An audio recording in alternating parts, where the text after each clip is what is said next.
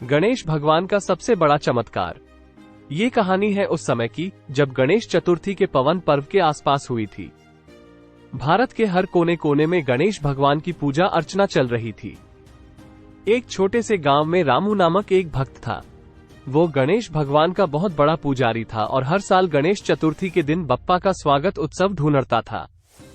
रामू की ईमानदारी और भक्ति को देखकर गणेश भगवान ने सोचा, इस बार मैं अपने भक्त रामू को खास आशीर्वाद दूंगा। रामू ने अपने गांव के लोगों से सही समय पर गणेश चतुर्थी का आयोजन करने के लिए सहमति प्राप्त की। सभी ने गांव के बड़े मंदिर में बप्पा की मूर्ति स्थापित की और तैयारियों में जुट गए। गणेश चतुर्थी के दिन सभी लोग अपने अपने घरों में सुख शांति के साथ पूजा कर रहे थे। रामू ने भी अपने घर में खुशी खुशी गणेश भगवान की पूजा की और मन में एक विशेष मनोकामना मांगी। बप्पा, रामू ने आवाज बुलंद की, मेरी एक छोटी सी इच्छा है कि मेरे गांव को हर समस्या से मुक्ति मिले और हमें सबका सही रास्ता दिखाने की शक्ति मिले। रामू की इच्छा की आवाज भगवान गणेश के कानों में पहुंच गई। उन्होंने रामू की प्रार्थना को सुना और उनकी भक्ति को सराहा।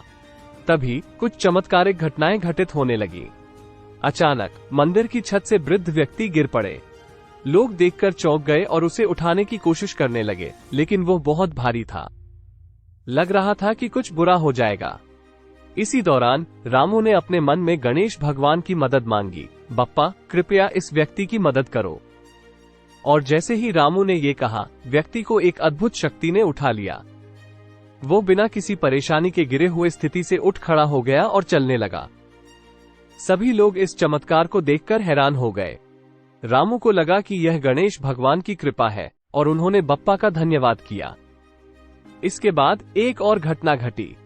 गांव के पास ही एक पुरानी खुदाई क्षेत्र में एक खुदाई का फंस गया।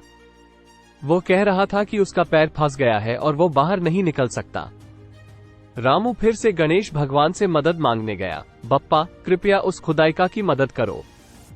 और फिर वही चमत्कार हुआ। खुदाइका को भी एक अद्भुत शक्ति ने उठा लिया और वो बिना किसी मुश्किलात के बाहर निकल आया।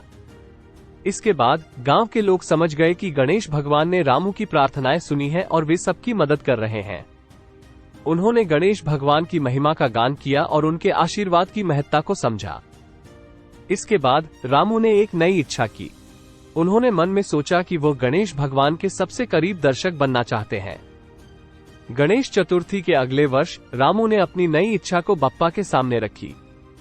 बप्पा, उन्होंने कहा, मुझे आपके सबसे करीब दर्शक बनाओ। अगले दिन प्रातःकाल वो पुराने मंदिर की ओर बढ़ा।